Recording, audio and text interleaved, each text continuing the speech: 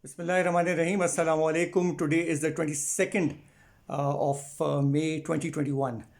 Uh, Reports are coming in that the Israelis and the Hamas forces have agreed to a ceasefire.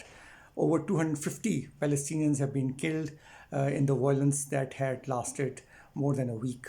The Israeli response has been brutal. They have launched ground attacks as well as aerial attack, and a lot of innocent civilians have been left homeless.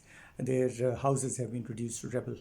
Meanwhile, the Foreign Minister of Pakistan, Mr. Shah Mahmood Qureishi, has visited Turkey and has gone on to New York to attend a special session on the issue of Palestine in the General Assembly. Pakistan and some like-minded countries like Turkey are trying to bring the issue in General Assembly so that the resolution is not vetoed. The United States has been vetoing the resolution in the Security Council. So this is an issue which Pakistan wants to highlight. Earlier in the OIC summit, virtual summit, the Turkish foreign minister had recommended an international protection force, a global protection force for the Palestinians. That is a good idea, and the Pakistani foreign minister has built upon that idea. The international protection force is very much possible, and it could be an OIC force, it could be a multinational force, and it can provide protection to the Palestinians who do not have the wherewithal to protect themselves, apart from some obsolete, antiquated rockets which they fire onto Israel when they are pressed to the wall.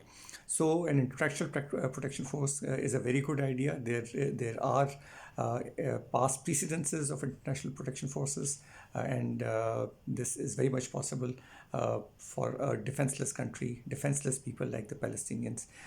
The Foreign Minister of Pakistan, Shah Mahmood Qureishi, has also met the United Nations Secretary General Antonio Guterres, and he has again highlighted the issue of Palestine, not only Palestine, but also about Kashmir. Kashmir actually is suffering more than Palestine.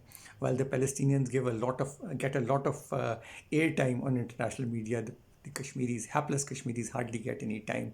The human rights violations in Kashmir are enormous, they are extreme, and they are causing a great deal of harm. And Modi is doing exactly what Netanyahu is trying to do in Palestine. He's actually taken a leaf from Netanyahu's practices of changing the demography of the occupied territories. That's exactly what Modi is doing.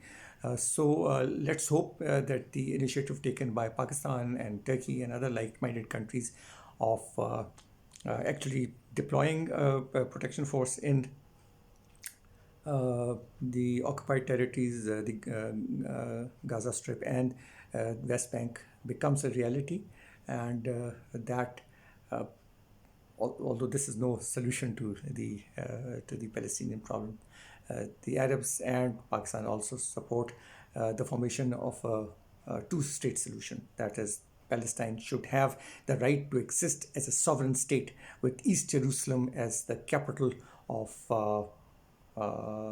independent and sovereign Palestine. So it's time that this two-state solution should come into being. It's time that the Palestinians should get their seat in the United Nations.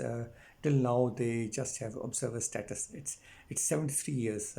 These people are still, many of them are still living in refugee camps, and they just celebrated Nakba on the 18th of May, in which they claimed that their land was stolen, the Palestinians.